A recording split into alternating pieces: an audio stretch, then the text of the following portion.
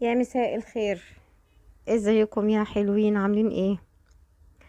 يا رب تكونوا بخير. فيديو جديد وروتين جديد كده وخفيف ومختلف شوية.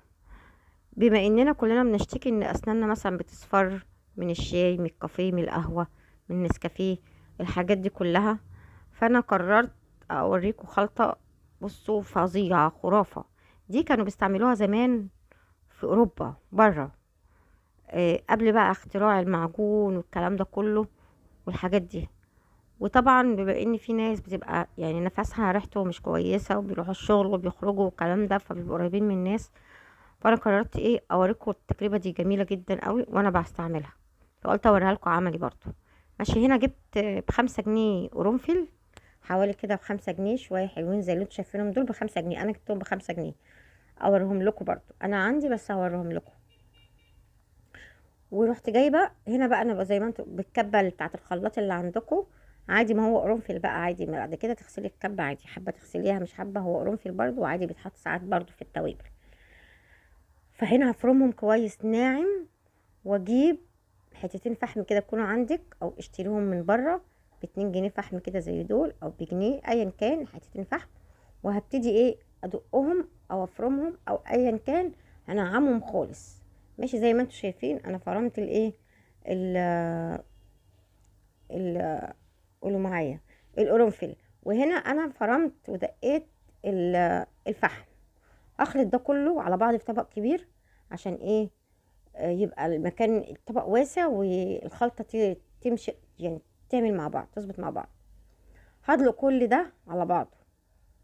كل ده ايه على بعض، حط القرنفل على الفحم. واجيب اي نوع معجون اسنان عندك، موجود عندك، كلنا عندنا معجون الاسنان. تمام. هنا انا هحط نصه لان هو كتير. هجيب ايه معجون الاسنان، هحط شويه واجيب فرشه. ماشي. واخلط ده كله. احط شويه معجون كده على قد ما انت عايزه، زي ما انت حطي براحتك. بس بما ان احنا حاطين حاجات تانية، فمش ضروري ان احنا نحط معجون كتير. احنا بنعمل الخلطه دي بديل للمعجون،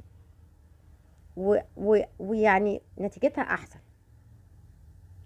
ماشي. هخلط ده كله مع بعضه، وبالذات عشان الناس اللي هي نفسها يعني مش تمام، او ريحه فمها ما بيبقاش حلو.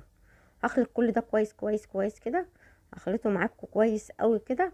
وايه، وارجع لكم تاني اوريكم ازاي نستعملها في اسناننا.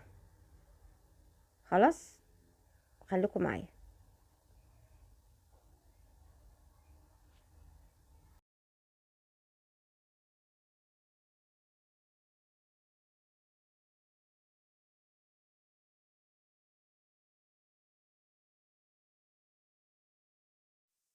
هنا بصوا، جبت بقى الايه المعجون والحاجات اللي الخلطه اللي انا عملتها.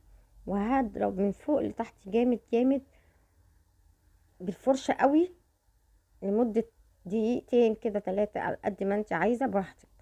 وهتشوفي النتيجه في الاخر السنان عامله ازاي. هحط من فوق لتحت كده، بص حتى اسناني ابيضت صح. جربي الخلطه دي كام يوم ورا بعض، هتشوفي النتيجه وقولوا لي رايكم فيها ايه. باي باي.